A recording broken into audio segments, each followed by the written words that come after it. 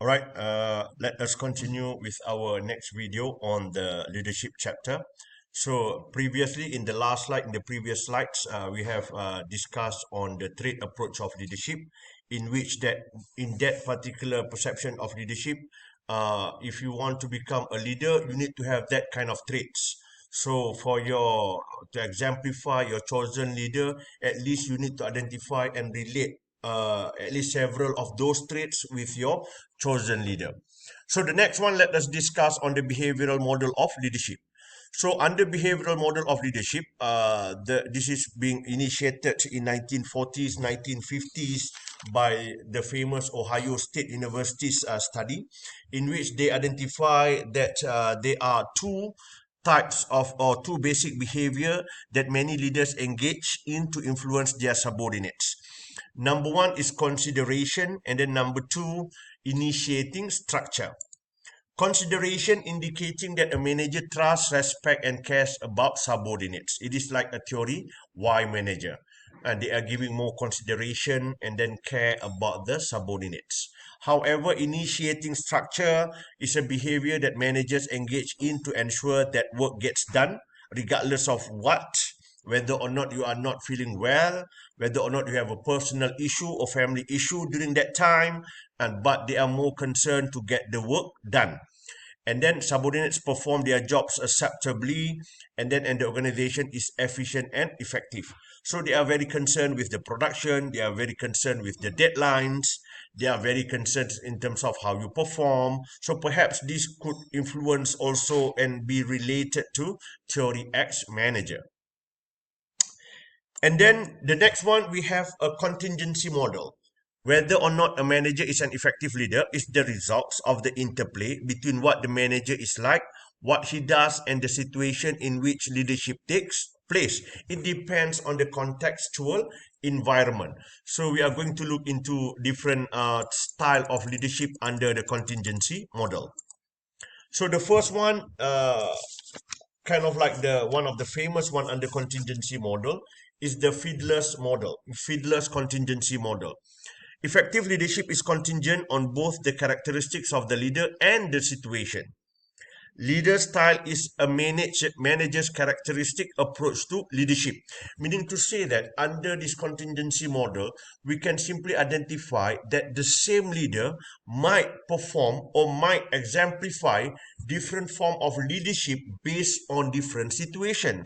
For example, when we are dealing with a younger employee, a newly appointed employee in the organization, of course, the leader would be an intuition or no, initiating structure kind of leadership. Give directions all the time because these are new employees. But when it comes to dealing with a highly experienced employee, it is more like a consideration style of leadership, more towards people-oriented style of leadership. Because of why? Because these experienced employees, they know exactly what to do. They do not need to be told like every week, every time when we assign them with the task. So that is part of the contingency model. So under contingency model, yes, we have relationship oriented style. Leaders concerned with developing good relations with their subordinates and being liked by them.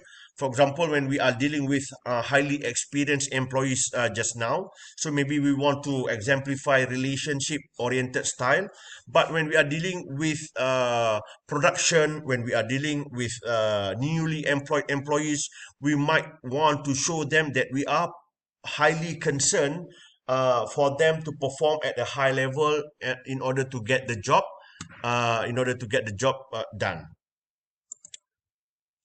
And then Fiedler's model also can be identified based on the situation characteristic. We have a leader-member relations is the extent to which followers like, trust, and are loyal to their leader. So this is more on leader-member relations. Sometimes it cannot be comprehended by people who are not the member of that particular leader. This type of leader-member relationships, no matter what the leader would do, the followers, the members would always would stay loyal to this leader. And then the task structure extent to which the work to be performed is clear cut, so that the leader subordinates know what needs to be accomplished and how to accomplish it. So we also have this type of leader, right? Sometimes they are very structured. They have like a clear cut lesson plan exactly when are the assignments needs to be submitted. Because of why? Because I need to do that. I'm referring to myself. I need to do that because you guys are all, majority of you are all semester one student.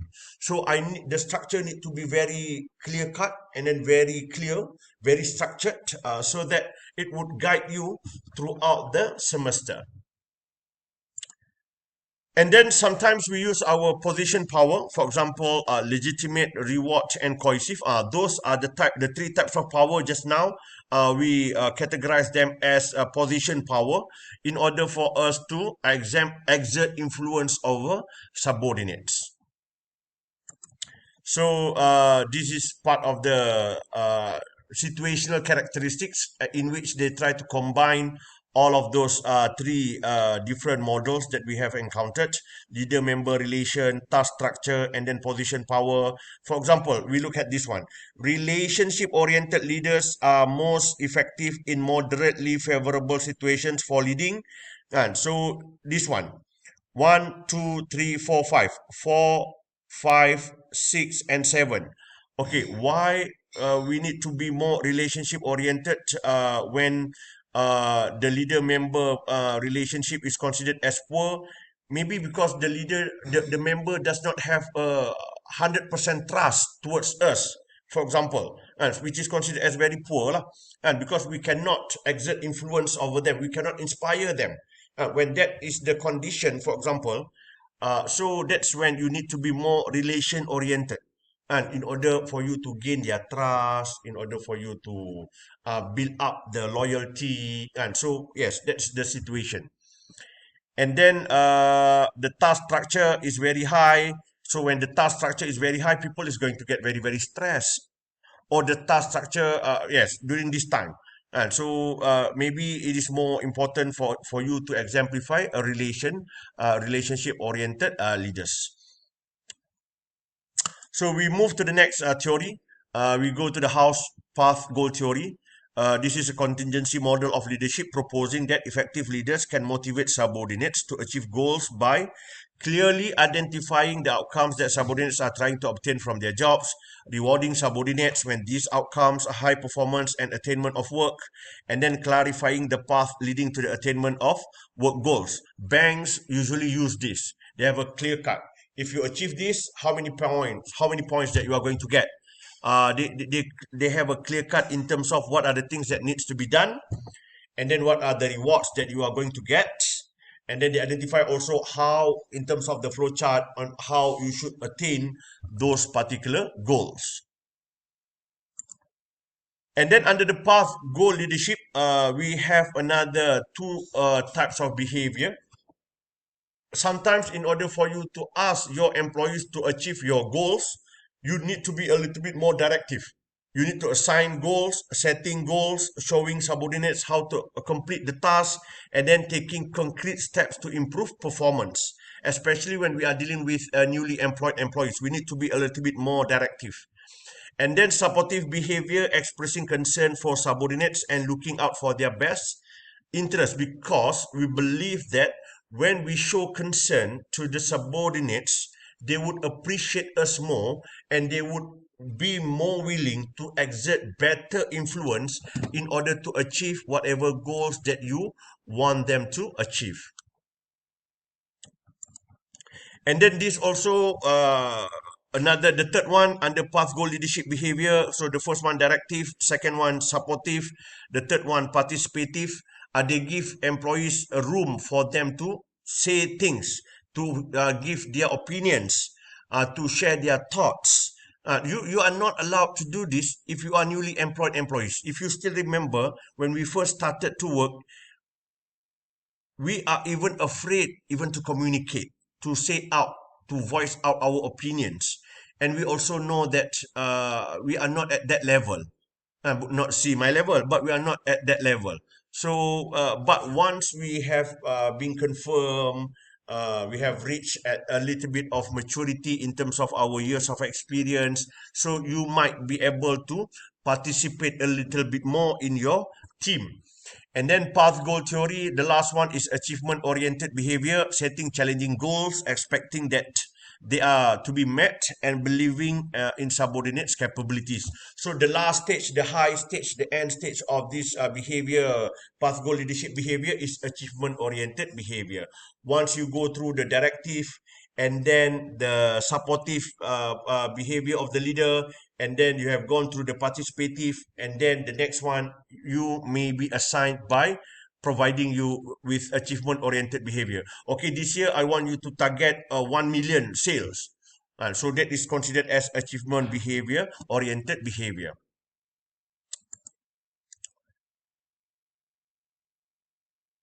And then we have a leader substitutes model. It is characteristics of a subordinates or of a situations or context that acts in place of the influence of a leader and makes leadership unnecessary. Members of an organization can sometimes perform well without a manager exerting influence over them. It means that sometimes the leadership is considered as unnecessary. It depends on the situation, especially when we talk about sales force. Sometimes our sales team, salespeople, they can do better. They know what to do. So in this type of situation, the leadership becomes unnecessary for the members. But in order for you to do that, they must fulfill certain level of characteristics, meaning that in terms of their skills, in terms of their experience, in terms of their motivation, and then the contextual characteristics, the extent to which the work is interesting and fun. So in this type of situation, we need to give room for our employees to really display their true performance. So in this context, perhaps the leadership becomes unnecessary for the followers. So this is to summarize everything, all of the models that we have that we have already discussed, and we will continue in the another short video after this just to cover on the remaining parts of the slide. I'm not sure whether I can finish it off within the next 2 minutes, so we might continue this in the next video. But in order to sum everything up, the Fiedler's contingency model describes the two leadership styles, relationship oriented and task oriented. And then it is based on contingent upon the situation. And then how path goal theory describes how effective leaders motivate their followers based from directive, and then directive, and then which one I also can't, okay, supportive, and then participative, and then action oriented. So that is under path goal theory. And then leader substitutes model describe when leadership is unnecessary. Whether leadership is necessary for subordinates to perform highly is contingent on characteristics of the subordinates and the situation. All right. So we are not done yet. There is also another short video in order for us to cover on the transformational leadership. All right. I'll see you in the next video.